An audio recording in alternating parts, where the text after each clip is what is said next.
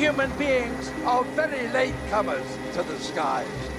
And although we might think that we're now pretty good at it, the natural world, with the help of several million years of evolution, has produced a dazzling range of aeronauts whose talents are far beyond ours.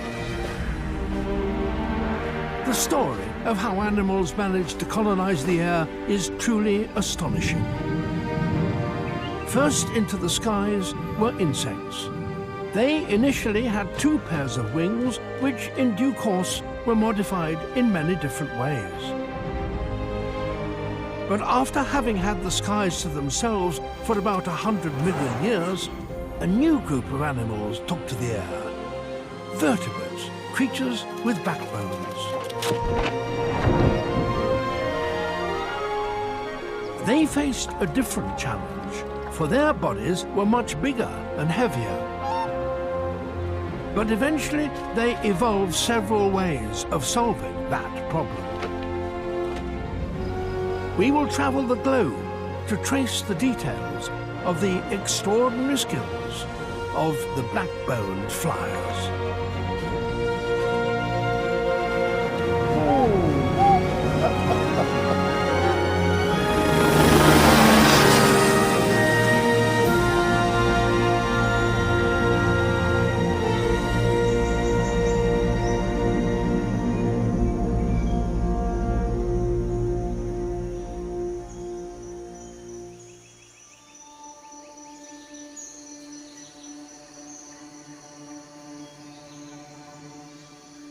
This is Borneo.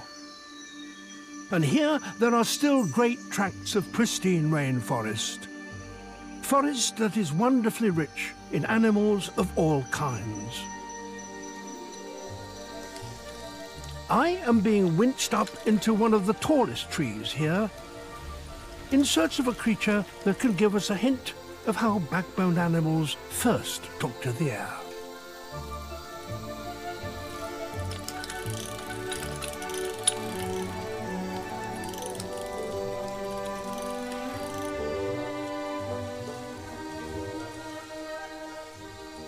Hidden among these leaves of this fern, high up here in the canopy, is a very remarkable little frog.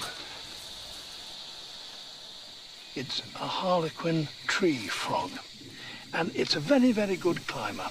It spends most of its life up here clambering around in the branches. Here, it's away from the numerous predators there are that might attack it down on the forest floor. But if in fact a predator were able to get up here to hunt it, a snake perhaps, well, the tree frog has a remarkable trick for defense.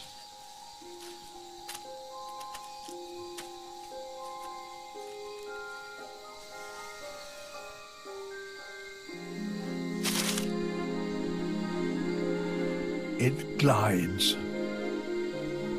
It has membranes between greatly elongated toes, so that each foot becomes a parachute which slows the frog's descent and so enables it to make a relatively safe landing.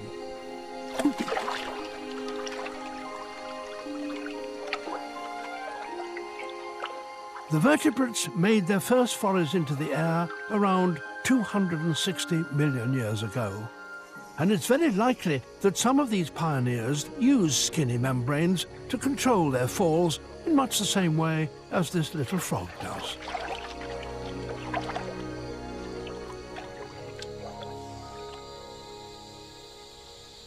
It has to be said that it's not a very good aerial navigator.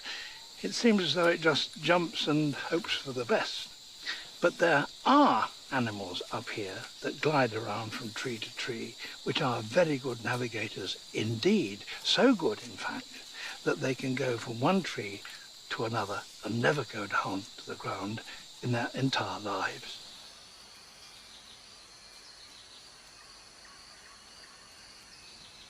One of them is a little lizard called Draco. Each male has his own little territory in the branches and tries to attract females and warn off rivals by flashing his dewlap.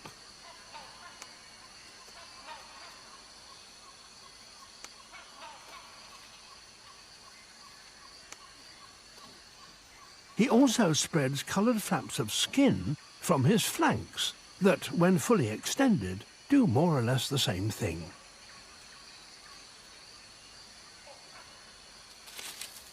But there are predators among the branches. Snakes also live up here, and they hunt lizards.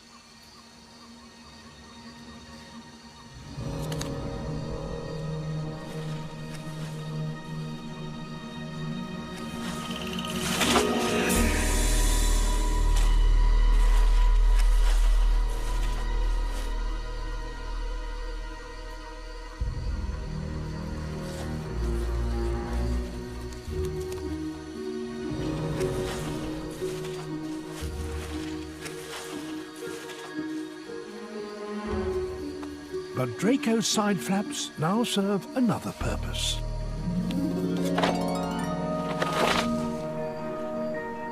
He uses them to glide by hitching forward his specially elongated ribs.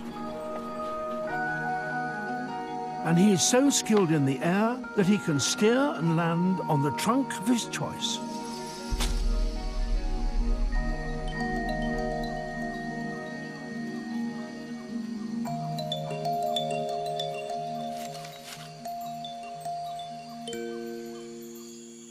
So, if you live up in the branches, it's less laborious and indeed safer to travel by air than to come down to the ground.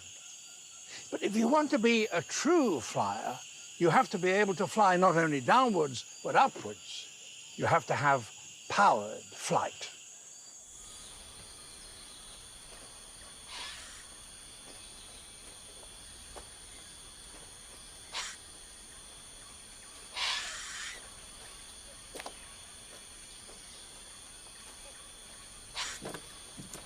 This is another reptile, and one with even greater flying abilities than that little gliding lizard.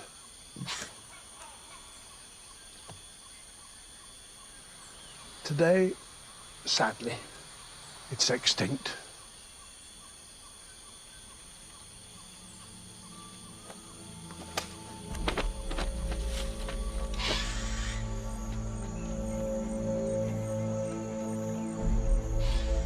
This is Dimorphodon. We can deduce from its fossils that it had the muscles needed to beat its wings. And computer imagery can show us what it must have looked like.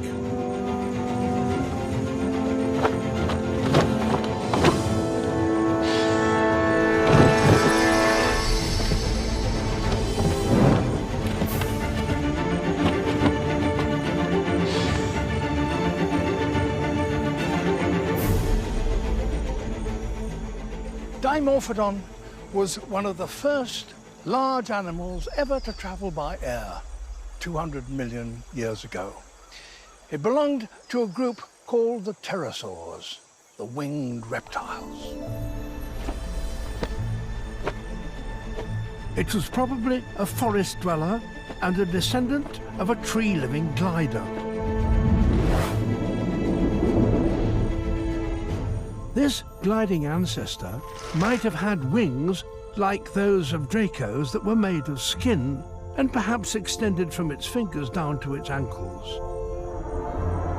But pterosaurs had evolved larger wings with a hugely elongated fourth finger. The wing membrane was strengthened internally by thin rods of a stiffer tissue. There were muscle fibers too that enabled it to modify its contours as it flew. Looking at the wings in section reveals the secret of their efficiency. They have a rounded front edge and a sharp back edge, a shape known as an aerofoil. It works by forcing the air flowing above the wing to speed up. This faster air has a lower pressure, and the wing is sucked upwards. The larger the surface area of the wing, the greater lift it can produce. So it seems certain that pterosaurs were very competent flyers. And judging from their teeth, it seems likely that many fed on the great variety of insects that had preceded them into the air. Insects had had the skies to themselves for around 100 million years. Now, bigger creatures had arrived, reptiles.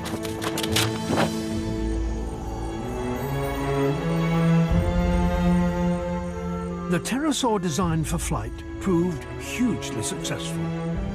They used their new powers to spread beyond the forests and colonize whole new environments.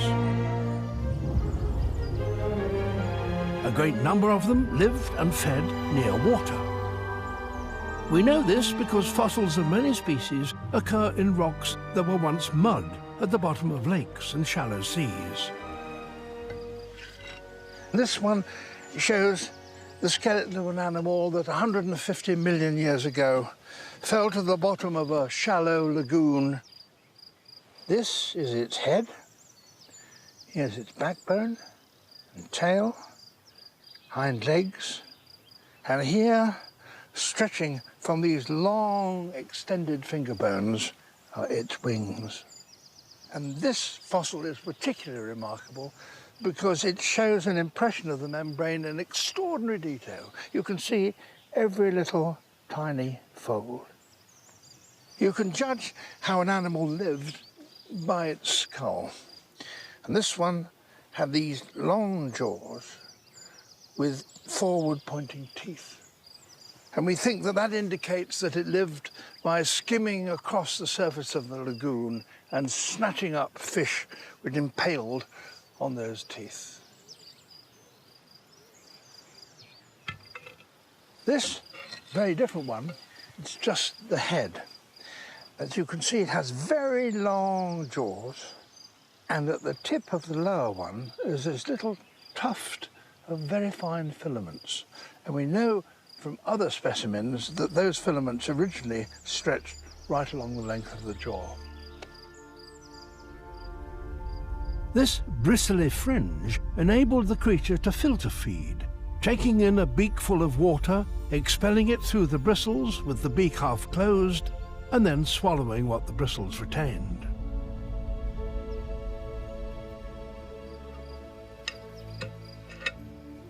And here is a skull of a very much bigger species from Brazil. And it had neither teeth nor bristles in its jaws. But microscopic examination of the surface of the bone here reveals very tiny little blood vessels, and that suggests that these jaws were once covered with a horny beak, so that maybe this animal used its beak like a pair of forceps to pick up small little reptiles or maybe catch dragonflies in the air. And this particular skull reveals something else about the life style of this specimen, because at the back of the skull it has this great flange. And pterosaur skeletons from other species have been found, some with such flanges, but others without. So it's thought that maybe this was the difference between the sexes. Maybe it was the male that had these big flanges at the back which had displayed them, and maybe it was covered with skin. We can only guess.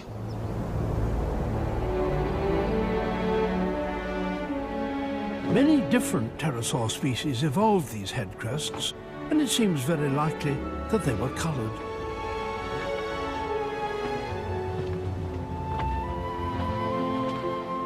This spectacular example is known as Tapejara, and it made its home beside inland lakes. But pterosaurs diversified in other ways too. Some evolved much larger bodies. This species had a wingspan of over 20 feet, 7 meters. But not all pterosaurs lived in the forests or near water. An open, arid landscape like this one was the likely home of one of the most extraordinary. Around 70 million years ago, a pterosaur appeared that was of truly colossal proportions.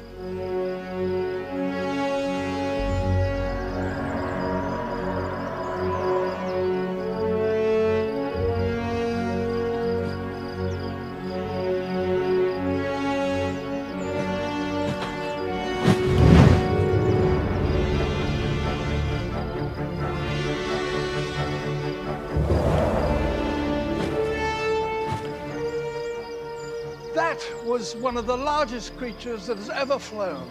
It was the size of a small aeroplane, and it was called Quetzalcoatlus.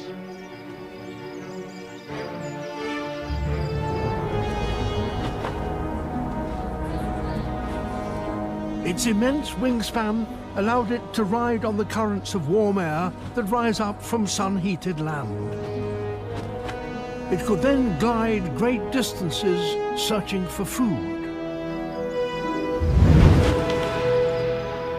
Small creatures like lizards, or the dead bodies of much larger ones, dinosaurs.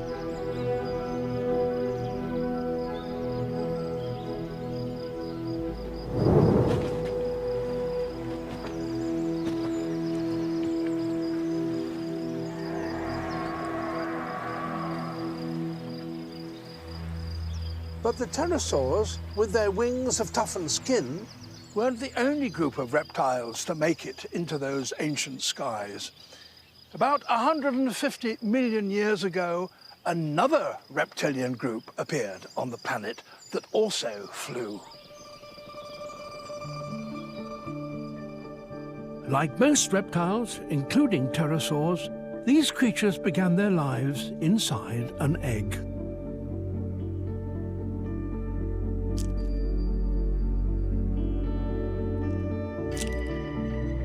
But they had evolved a revolutionary new design for flight, one that would usher in a remarkable fresh chapter in our story. And unlike the pterosaurs, they're still with us today.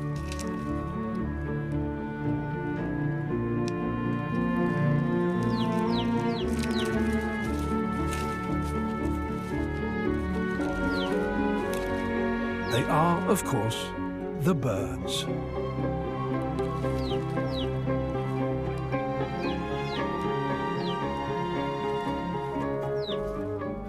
Some today can provide clues about how their ancestors managed to get into the air.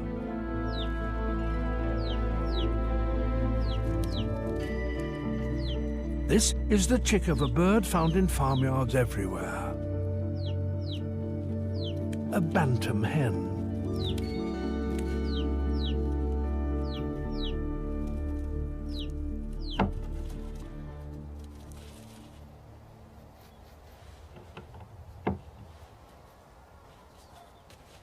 And at this very early stage in its life, it can show us something very interesting about the origin of that crucial piece of flying equipment, a feather. Its feathers are downy. That's to say, they're made up of simple filaments. And their function is not for flight, but insulation to keep this little creature warm. And back in the Jurassic period, long before the arrival of true birds, very similar looking feathers appeared on very different animals, reptiles, dinosaurs to be precise. To find evidence for that astonishing statement, which not so long ago was highly controversial, we're heading for China.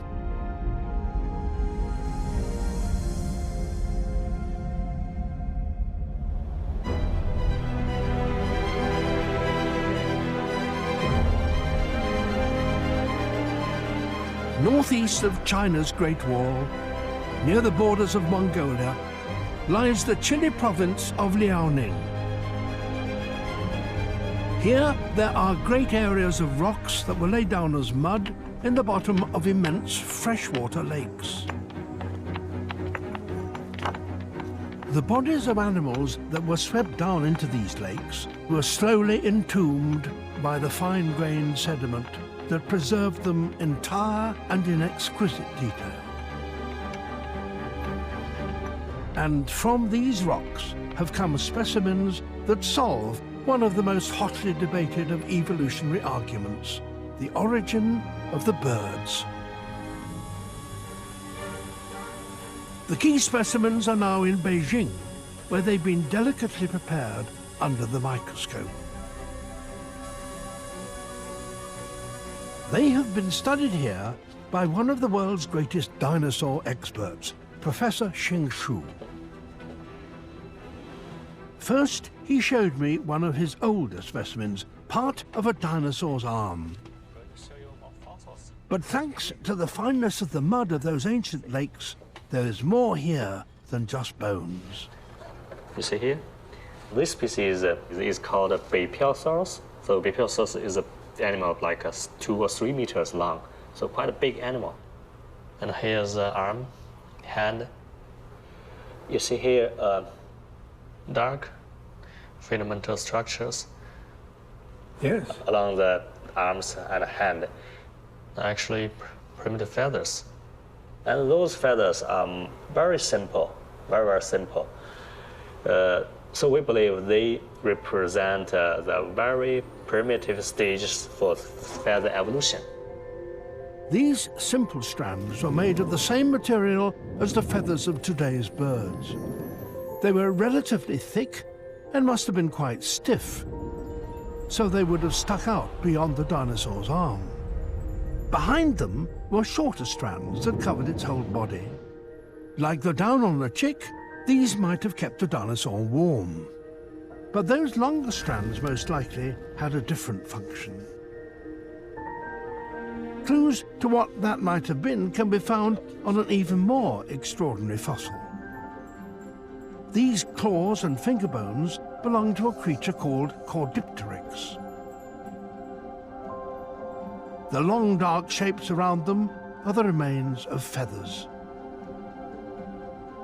The single strands are here rather more complex. They had barbs, thin filaments, attached to either side of a central rod. This looks more like a bird's feather. Caudipteryx had around 26 of them along each arm. This may look like a wing, but the feathers were not very long. And when you compare them to the size of this creature's body and its long legs, it's clear that they weren't big enough to enable Caudipteryx to fly. So what were these feathers for? Microscopic examination has revealed that they were colored and patterned. So maybe they were used for display, perhaps to wave around during courtship to attract a mate. But then it seems that they also helped the dinosaur in a different way. We can find a hint of how they might have done this by watching the way some young birds use their first feathers today. These are 10-day-old pheasant chicks. Their feathers are not yet fully developed. At this stage, they're similar in structure to the feathers on that dinosaur, Caudipteryx, and grow in a line along each arm in much the same way. But these early feathers are also too short to enable these creatures to fly. Nevertheless, they're very helpful. Pheasant chicks hatch in nests on the ground, but they soon need to roost high up, where they'll be safe from predators.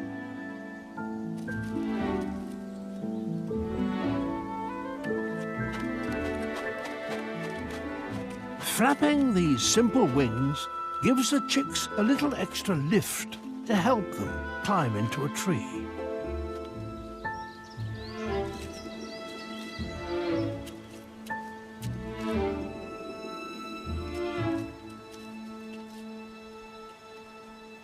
And when the time comes to return to the ground, those first feathers again are a help.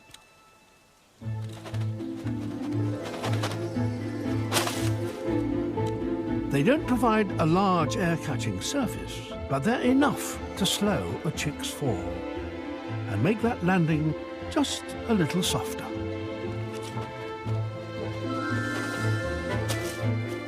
Maybe the feathers that had initially kept the dinosaurs warm now also helped them to get into the air.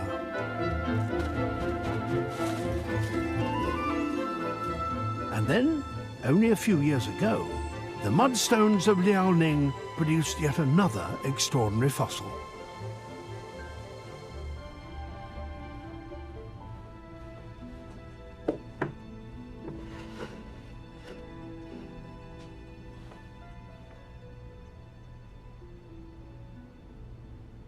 It's been named Microraptor, and it's clearly a small dinosaur.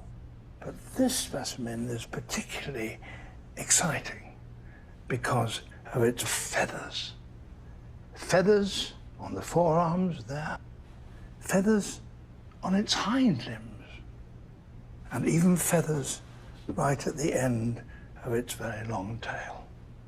But there's something that makes these feathers different from any other feathers we've seen on dinosaurs before. They are narrower on one side of the quill than on the other, just like bird feathers. Microscopic structures within them suggest that they had flashes of iridescence. So these feathers were probably used for display. But their asymmetric shape is characteristic of flight feathers.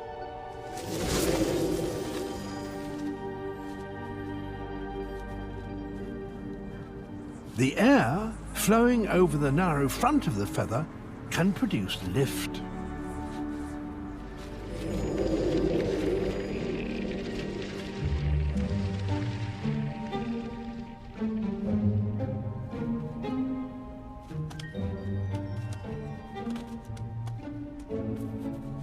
So, could this strange-looking dinosaur, with feathers all over it, actually fly?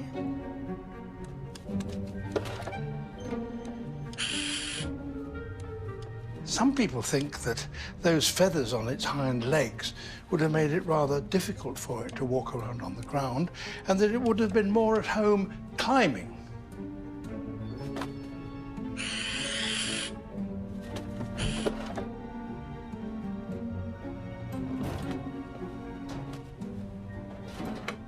And those claws on the fingers and toes were obviously very helpful in climbing up tree trunks.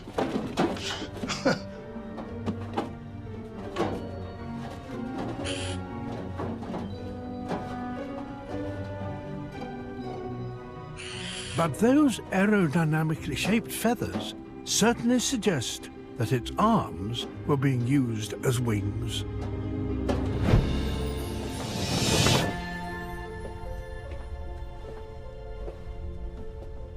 This four-winged dinosaur must have been a really extraordinary animal.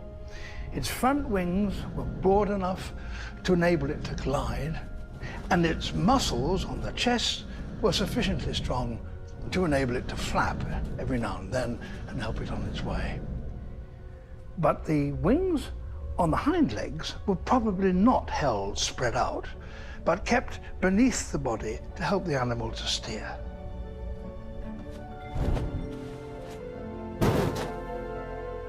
Now, clearly, these dinosaurs were on their way to join the pterosaurs in the sky. And then, discovered once again in the rocks of China, came creatures that are recognizable as birds. This is Confucius ornis. There are two of them here.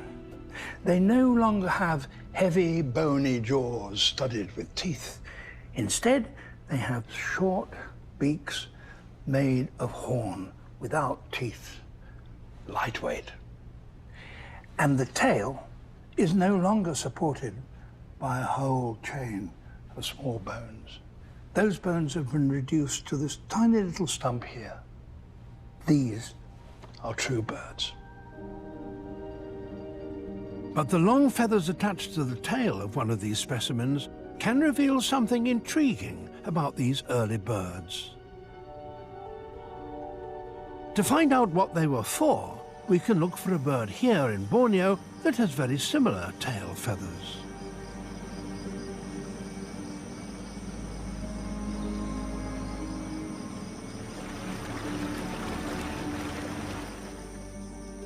This is the racket-tailed drongo. and its tail feathers bear an astonishing resemblance to those of its distant ancestor, Confucius ornis.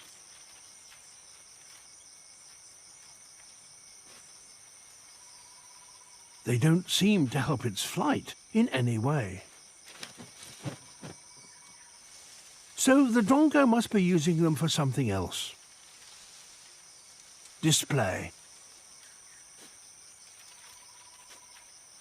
And so, while the birds continued to improve their flight, they also continued to use their feathers in courtship, as their dinosaur ancestors had probably done.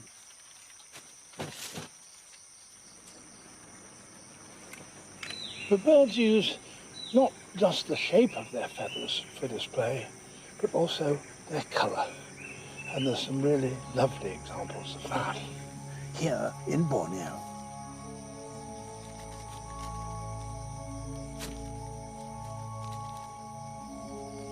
These birds are colourful enough, but one is particularly spectacular.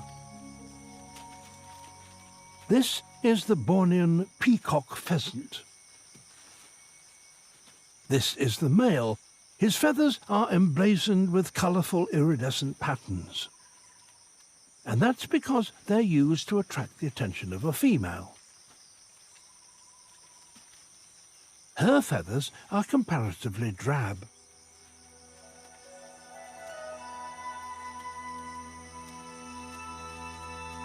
First, the male lures the female into his courtship arena with the promise of food. A worm.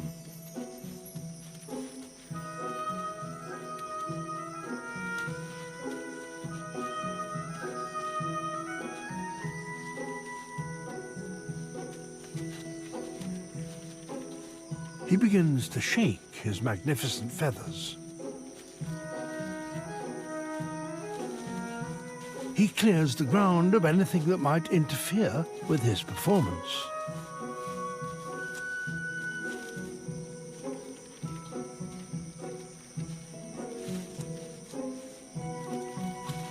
As the female dives in after the worm, he raises all of his feathers in a huge fan. If she approves of his display, she may choose him as a mate over other rival males. Eventually, she makes off with the offering of food, and it seems she was not as impressed as she might have been.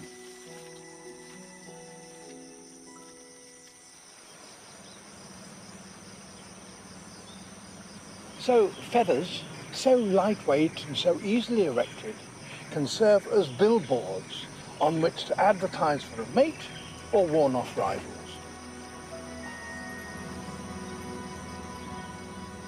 But to see how the early birds used their feathers to achieve fully powered flight, we are returning to Britain.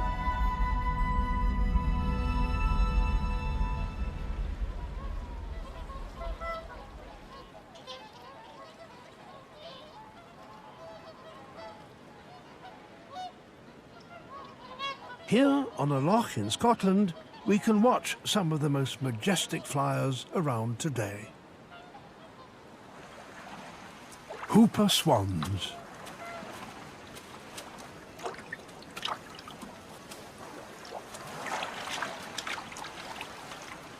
These particular birds were in contact with human beings from the very first moment that they hatched, so they allow me to get really close to them.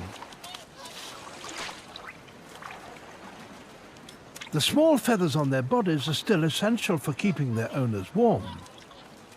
But this one is a wing feather. It's extremely strong but very light, and the filaments on either side of the quill, the barbs, zip together to form a continuous surface which is strong enough to hold the air. But if the air is to support a big bird as it flies, it has to move over the wing very fast. And in order for that to happen, these swans will move at speed across the surface of the water, like an aircraft taxiing before takeoff.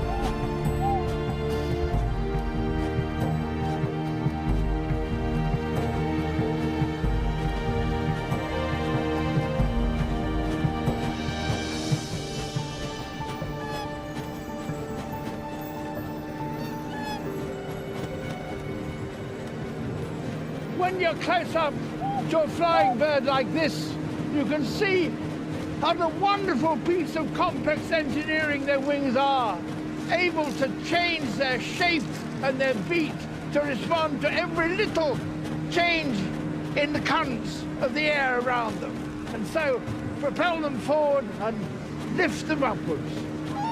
Oh.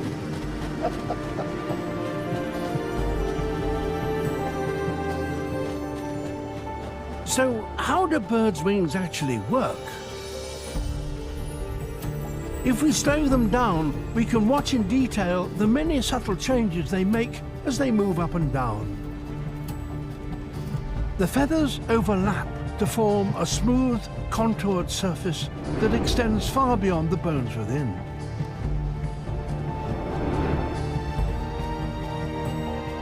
With a curved leading edge at the front and a sharp trailing edge at the back, they have the classic aerodynamic shape that produces lift. They are aerofoils.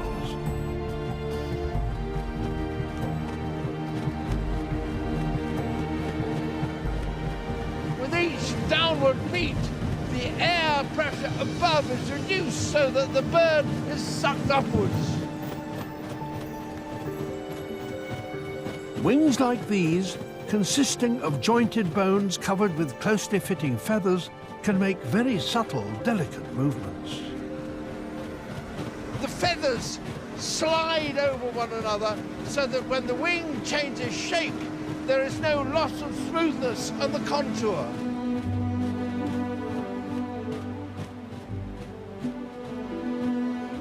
When the swan slightly retracts its wings in between beats, the sliding feathers ensure that the aerofoil still produces lift.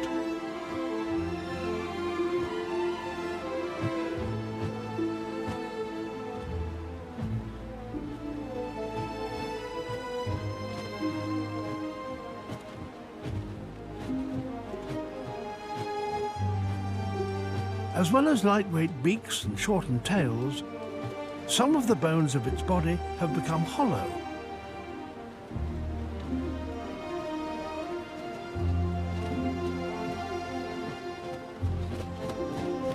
The result is an extremely efficient, lightweight flyer.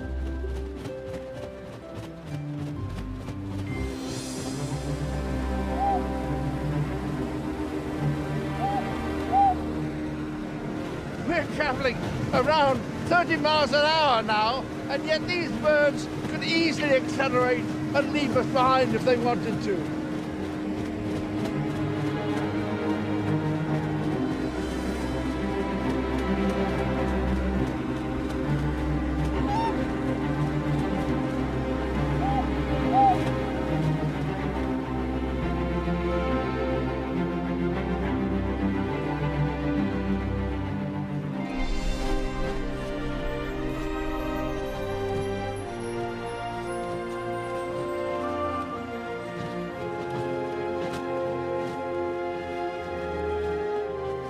So feathers, since their first appearance on the bodies of dinosaurs, have acquired several different functions.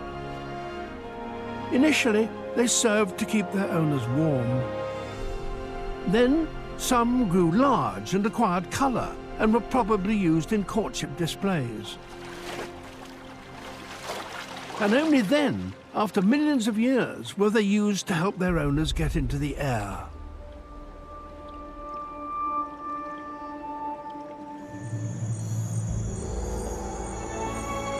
So around 150 million years ago, birds joined the pterosaurs and insects in the skies.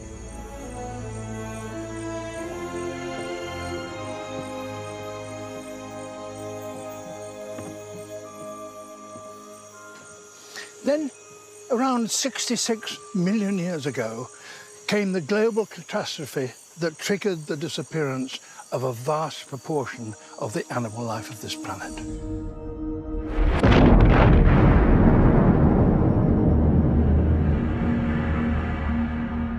An asteroid hitting the Earth was the most likely cause of this mass extinction. In the devastation that followed, the dominant creatures of that age the dinosaurs disappeared. The pterosaurs were completely wiped out, and only a few of the birds survived. The skies, for a short period, must have been relatively empty. But then a new kind of flying animal appeared. Now was the chance for a group of furry, warm-blooded little creatures that had been scampering around the feet of the dinosaurs for several million years. They were the mammals. The first of them to take to the air were doubtless gliders. And one mysterious creature still alive today can give us an idea of what they were like. It lives in the rainforests of Borneo, and it's called the kubong. It has an enormous blanket of furry skin that stretches from the side of its head right down to the very tip of its tail. But to see how it travels through the air, we must wait until nightfall.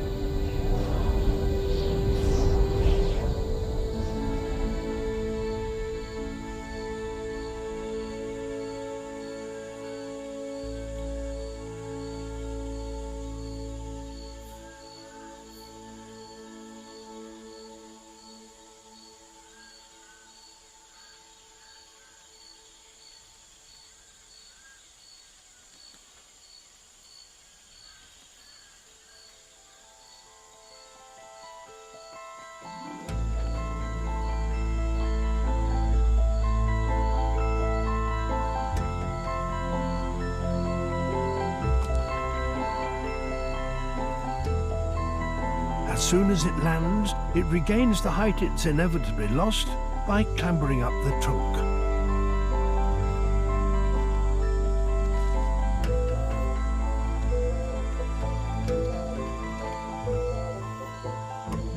It's by far the most skillful of the forest gliders and can travel over 100 meters in one leap.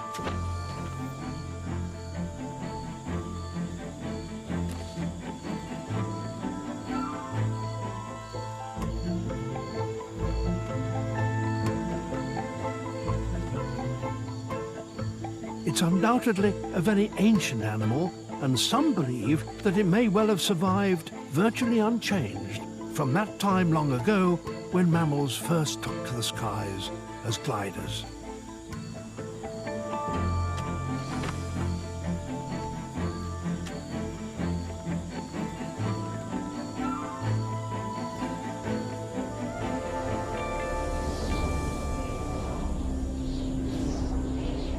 But soon the mammals did better than that.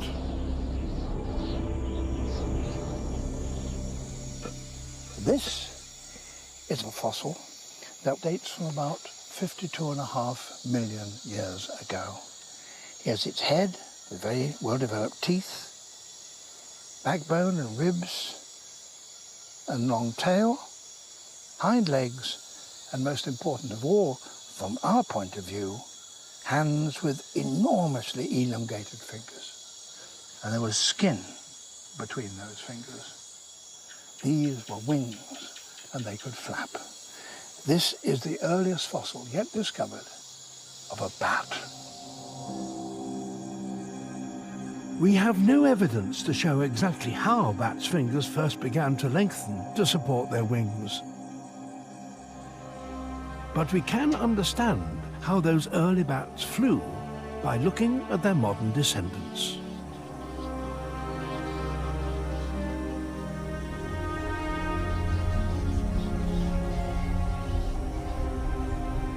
These are some of the largest.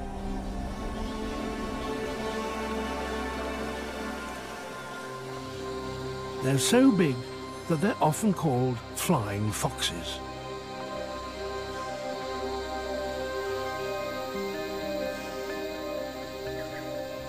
And they have a wingspan of over a meter.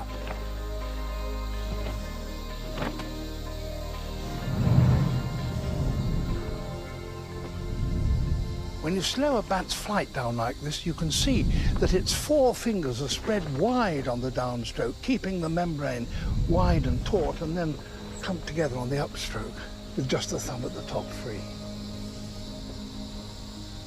Wait. This folding of the wings reduces the bat's air resistance between each beat.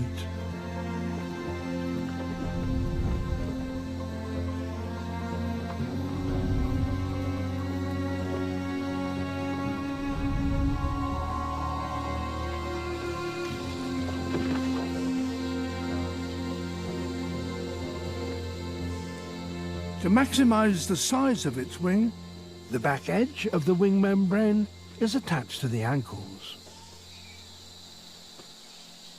Bats roost by hanging upside down. And this is how they tend to spend their days. It's thought that the first mammals were nocturnal. That doubtless was the best thing to be, out of the way of the dinosaurs that were rampaging around during the day. So the bats continued the nocturnal habit of their ancestors, and they had also inherited the acute senses needed to move around at night. Eyes specially adapted to operating well in low light, and an acute sense of smell that enables them to find food in the dark. In any case, birds already dominated the daytime skies.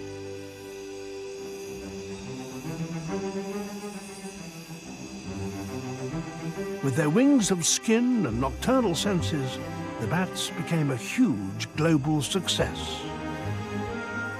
Today, there are over 1,100 species of them. That's over a fifth of all mammals. So, by 50 million years ago, 3 groups of large backboned animals had joined the insects in the air.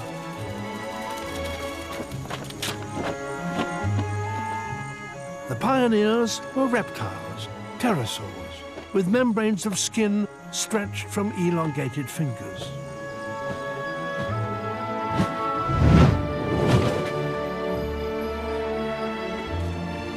Then came a group of dinosaurs that acquired feathers and became birds. But when the pterosaurs and dinosaurs were swept away in a global extinction event, the stage was set for the birds and the newly emerged bats between them to take command of the skies.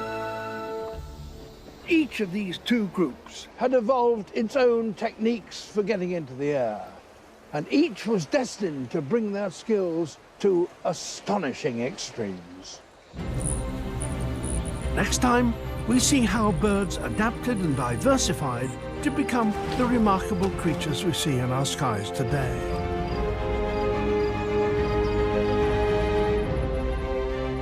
Lethal hunters.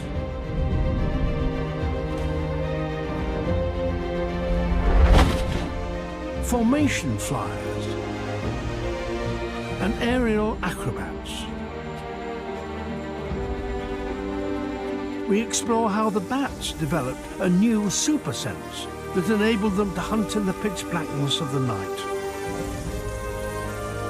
And we visit one spectacular place where the battle for the skies between insects, bats, and birds still continues.